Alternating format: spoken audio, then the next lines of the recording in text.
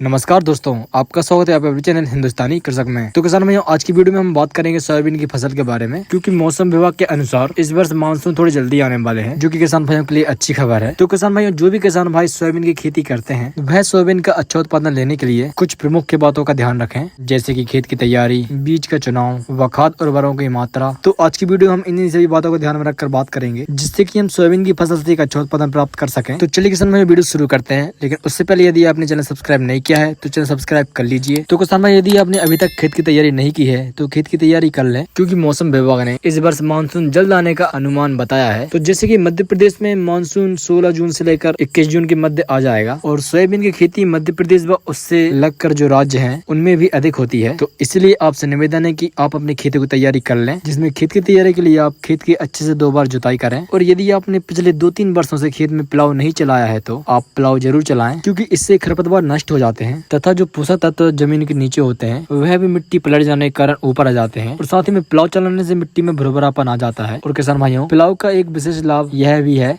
कि जो कीट व फंगस जमीन में होते हैं तो वह प्लाव चलाने के कारण नष्ट हो जाते हैं। और किसान भाई, यदि आपने पिछले 2-3 वर्षों में खेत में जैविक खाद का प्रयोग नहीं किया है तो आप 2 से 3 ट्राली गोबर की सड़ी खाद जरूर डालें। इससे हमारी भूमि की उपजाऊ क्षमता बढ़ती है, जिससे कि हमारे उत्पादन में बढ़ोतरी होती है। और किसान भाई, हमारा प्रमुख दूसरा बिंदु है बीज का चुनाव। तो जिन किसान भाइयों के पास अभी तक बीज की उपलब्धता नहीं है तो वह किसान भाई बीज की व्यवस्था कर लें। और किसान भाइयों, आप उन्हीं किस्मों का चुनाव करें जो रोगों के प्रति सहनशील हों तथा उत्पादन की दृष्टि से अच्छी हों, और मान्यता प्राप्त वैरायटियों का चुनाव भी करें। जैसे किसान भाइयों, पिछले वर्ष उत्पादन की दृष्टि से कुछ किस्मों की लोकप्रियता बढ़ी है, जिसमें है JS 2172 व NRC 138 तथा NRC 150 व ब्लैक गोल्ड। तो इन वैरायटियों ने पिछली वर्ष काफी अच्छा उत्पादन दिया है, और साथ ही में यह वैरायटियां पीला मोजे के प्रति भी सहनशील है। तो आप इसी प्रकार की वैरायटियों के बीज की व्यवस्था कर लें, जिससे कि बुआई के समय पर आपको किसी प्रकार की समस्या न हो। और किसान भाइयों, कुछ राज्यों में सामान्य से अधिक बारिश बताई गई है, तो यदि आप उन्हीं राज्यों में से हैं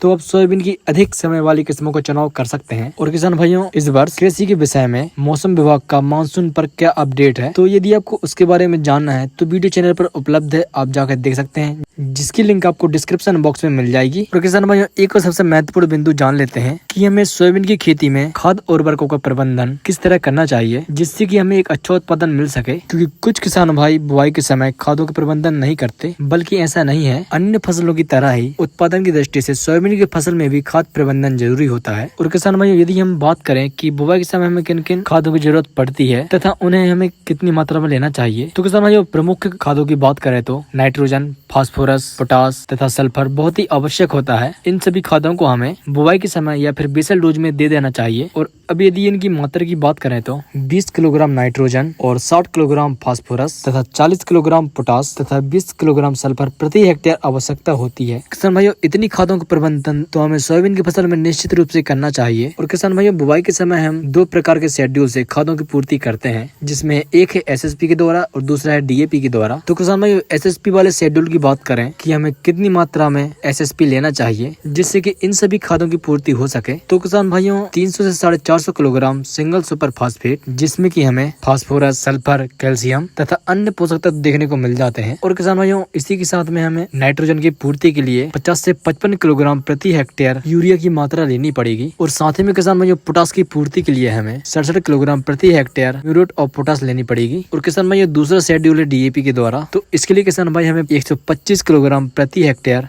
DAP लेना पड़ेगा, जो कि फास्फोरस तथा नाइट्रोजन की पूर्ति करेगा। और पोटास की पूर्ति के लिए हमें 67 किलोग्राम प्रति हेक्टेयर म्यूरेट ऑफ पोटास लेनी पड़ेगी। और इसी के साथ में हमें 25 किलोग्राम प्रति हेक्टेयर पेंटोनेट सल्फर की आवश्यकता पड़ेगी। तो किसान भाइयों, इन सभी खादों को आप सोयाबीन की फसल में बुआई के समय जरूर दें, जिससे कि हमें सोयाबीन का एक अच्छा उत्पादन मिले। तो किसान भाइयों, सोयाबीन की बुआई का समय नजदीक आ रहा है और मानसून भी जल्दी आ जाएंगे, तो इसलिए आपसे निवेदन है कि खेत की तैयारी व बीज व खाद की पहले से ही व्यवस्था कर लें, जिससे कि बुआई के समय हमें किसी तरह की परेशानी न हो और हम समय पर सोयाबीन की बुआई कर सकें। क्योंकि अगर हमें सोयाबीन का एक अच्छा उत्पादन लेना है तो जरूरी है कि हम उसे सही समय पर बुआई कर दें। तो किसान भाइयों, यही थी आज की जानकारी। यदि आपको वीडियो अच्छी लगी हो तो वीडियो को लाइक कर दीजिएगा, एवं चैनल पर नए हो तो चैनल सब्सक्राइब कर दीजिएगा। मिलते हैं हमारी अगली वीडियो में, जब तक लिए जय जवान जय किसान।